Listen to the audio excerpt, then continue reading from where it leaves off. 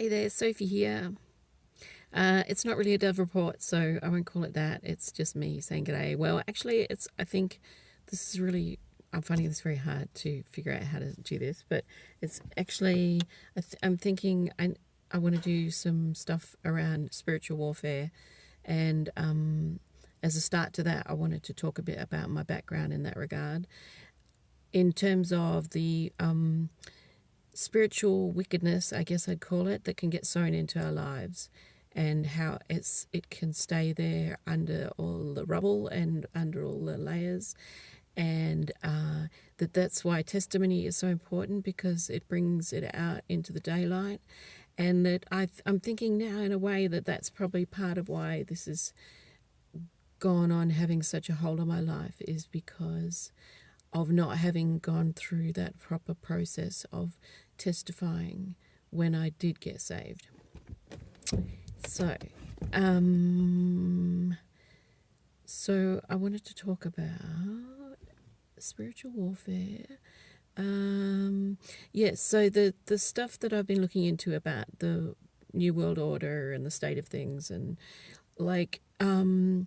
I've noticed that when you see reports of things that go on in the world outside of your sphere, stories of things, sometimes they have a spiritual quality or nature that you kind of recognize as something you've brushed up against yourself in your own spiritual journey or in your life. I mean, because your spiritual journey is your life, and your life is your spiritual journey, because you can't really separate them, But we call it a spiritual journey when we are consciously walking a spiritual path or talking to God or whatever.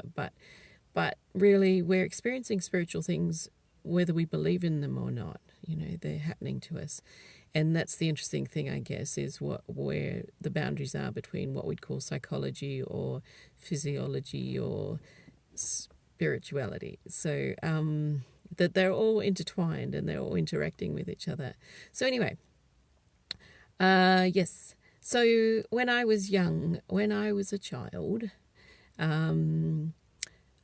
my mum got involved with my mum and my dad had separated before I was born, and my mum had sort of come under my dad's atheism during that time, and sort of felt a kind of a darkness come over her, because he was very proactively atheist. He'd come from a rationalist background and was like what you might call an evangelical atheist. So he wasn't just sort of passively like, yeah, I just don't think there's a God. He was like, I'm going to prove to you that there's no God, and that kind of, in a sense, the rationalist position in life is that that faith, beliefs, particularly Christian belief, is kind of the cause of all human problems, and so it's actually you actively wanting to try and destroy it, because you see that sort of faith-based irrationality of human nature to be kind of the problem. So after she left him, she kind of just dabbled a bit in spiritual things and started to become interested spiritually, but was caught up in a sort of a bohemian alternative lifestyle kind of value system, but came to the end of herself when I was about 5 or something, and decided she wanted to go back to God. She wanted to have a spiritual life, and she went and bought herself a Bible. But then at the same time, things intersected her life, like the people she was knocking around with, that their spirituality was more like exploring Hinduism and alternative religion. So a friend's boyfriend was following a Indian guru at the time called Maya Baba, and Mum got involved in that. And so, yeah, Indian culture became part of my young life, and I loved it. It was beautiful and colourful. I loved the music, and there was nothing particularly bad or good about that. It was just nice, very nice people. It was all about love and stuff like that. But then from there, though, she got involved with someone who came along to one of the Maya Baba meetings. It was a husband of one of the Maya Baba ladies, and he came with this revelation that God had spoken to him, and that he could see God inside his belly, and God was a beautiful 18-year-old woman, and she called herself Rose, and that Rose, this was a special revelation from God for this time, and this was 1971, so women's lib was really taking off in a different way at that point, and Helen Reddy was singing I Am Woman and giving thanks to God in the feminine when she got an award for her song. And so it was very of its time, and for whatever reason Mum was taken with it, and she kind of went, yeah, okay, got on board.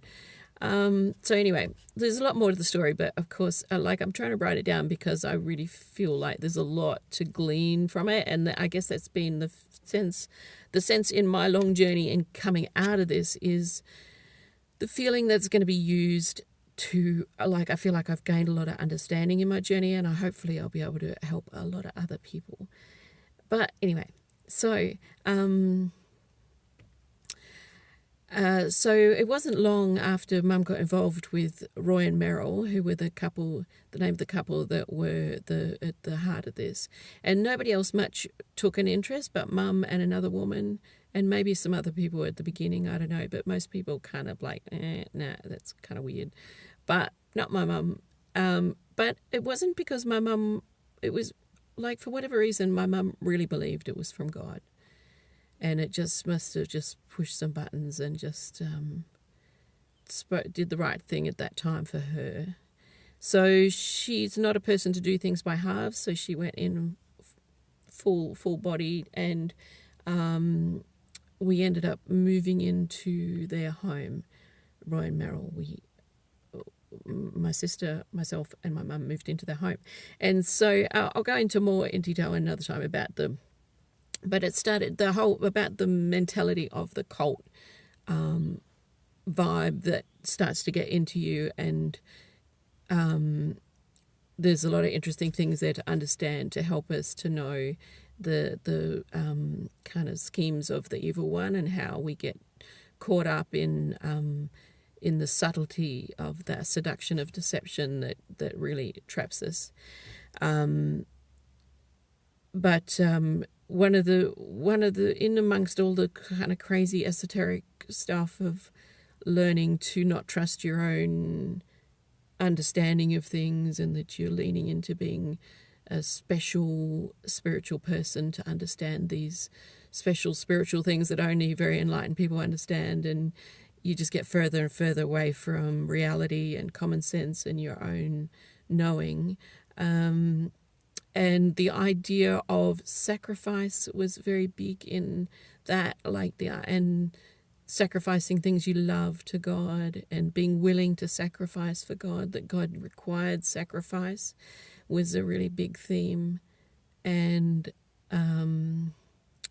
obedience, the idea of obedience, blind obedience. And that was cultivated up to the point where after a couple of years of either living with them or next to them, or we were sort of close by each other for those 2 years. So I was about 9 years old, and we were living in a flat next door to Roy and Meryl, and Mum and Roy and Meryl would sit and talk about spiritual things and God all the time, and there was all these poems that were coming through this expression of whatever they believed was God was speaking to them, and there was all this sort of wisdom and knowledge, and it was all very exciting, and the way the occult kind of vibe draws you in like that. So yeah, we were quite embroiled, and it was a big part of life, and Mum was going through all these changes, and I think she was being very empowered by it. But then one day, Mum and Roy came into the flat where Charlotte and I were hanging out. It must have been so anyway, Mum and Roy came into our flat and wanted to have a serious talk with Charlotte and I. And we sat up at the kitchen table, and they explained to us that God had required that we be married to Roy. And they explained that we had to do something in order for that to be realised. And I didn't understand what was going on or what they meant. And I thought they were going to go away, and we were going to get a chance to talk about it with Mum. But Charlotte was older. Charlotte was like the good girl, and she always did the right thing, and she was just ready to say yes. She knew that was the right thing to do. But when I said something about that I didn't understand, and I wanted, weren't they gonna go away and come back, and that there was a sort of a condescending laugh at me. So it was clear that we had to make a decision then, and so I said yes. And so this is one of the sort of strange, perverse things that is a sign where the spiritual wickedness and darkness is at play, is to do things like this, is to twist things in terms of giving children choice or giving innocent people choice, and so they have to choose, and so they become responsible in some way or feel responsible. So anyway, there's nothing very hugely dramatic or anything, but it was enough that there is a spiritual bondage that I've realized as I've gone on my walk with God, that it's not that simple. There's sort of layers of spiritual bondage, and that some of them go deeper, and there's sort of legal rights, that spiritual rights that at first, we prayed about things with my pastor when I was first saved, and had a big release, and it seemed like things were dealt with, but it was clearly not that simple. That it's been a long journey of getting down to the deep contracts of these things that go down deep, that bind you into these things like their covenants, and for whatever reason, it wasn't that simple to just say, I've changed my mind, I don't want to be part of that.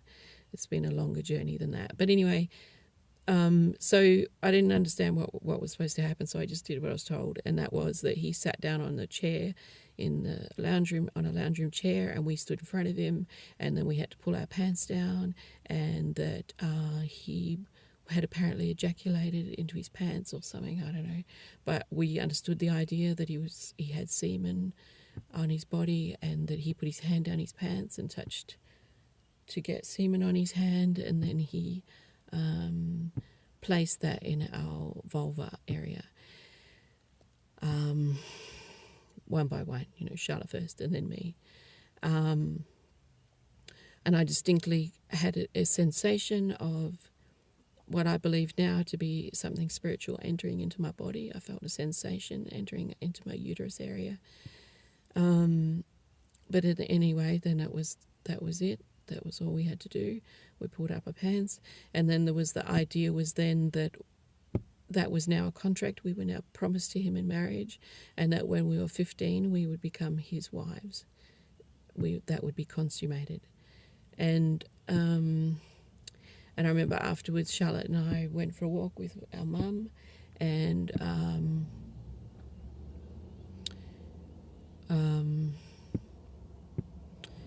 that we were excited and happy because we knew we'd done something to make her happy. She was happy. We'd been pleasing to God, and we'd done something sort of amazing, and also that she confided in us that she also was one of Roy's wives, and that Roy was kind of, at this point in the whole process, Roy was now seen as the second coming of Christ, that he was kind of God manifest as a human kind of thing. Was getting into that layer, so it was like, wow, we were like, had this amazing connection to, God. But anyway, it's a long story about how that relationship, I think, in a way, after that, I think Roy started to get very fearful. He was afraid, I think, that my older sister Charlotte was going to go to the police, and he ended up breaking off the relationship with us. But it's a long journey then of the spiritual entanglement, because then it transferred into my mum, and even though we lost contact with them, my mum went through some sort of transformation, through some sort of spiritual darkness took over her, and so it didn't end there. But then also when my sister was 15, Roy somehow tracked us down and found us and came to our home. And I didn't realise, but Mum and Roy were talking in the kitchen and Charlotte overheard the conversation. And then she came to me and said, we've got to run away. And then she explained to me what he'd come for. And we tried to run away. We ran and we hid in the park and tried to go to sleep find a comfortable place under a hedge somewhere. But we failed in that. And so we went back home again. And Charlotte went to bed, and it wasn't bedtime yet, and Mum went in there to her. And I remember Mum coming out, because you got to understand, my mum was a good mum. She had her own psychological damage she was dealing with. But once you've stepped into a realm of spiritual deception, you do things under a whole different premise of reality or something. Something's changed. So she was very protective of us. She was not a bad mum.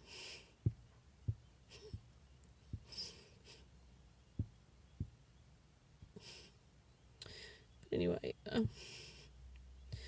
she came out, and I remember her saying, I've got a very frightened little girl in there. And he ended up leaving, and he didn't get what he came for. But there was sort of weird things. I remember there was some story about how he'd gone to his daughter, Kathy, who was now, must have been like 30 or something, or no, 20 something, I don't know. But apparently he was, God had told him that he had to sleep with her as well, and she turned him down. Anyway, but then from that there's a sort of a flow-on effect where my sister Charlotte was at that time under pressure to have sex with her boyfriend, who with my spiritual wisdom now, I believe he was very much under the influence of some similar spirit, and he was perverse and he was sexually obsessed, and he was pressuring her to have sex. And after this incident, she kind of thought, well, better my boyfriend than Roy Bulge. And so that started her journey into her sex life that I believe, was very much under the control of this spirit, that I don't think it was really Roy Bulge that we were contracted to. It was a spiritual force, and that it has been feeding off our lives. My sister became schizophrenic, and there's been,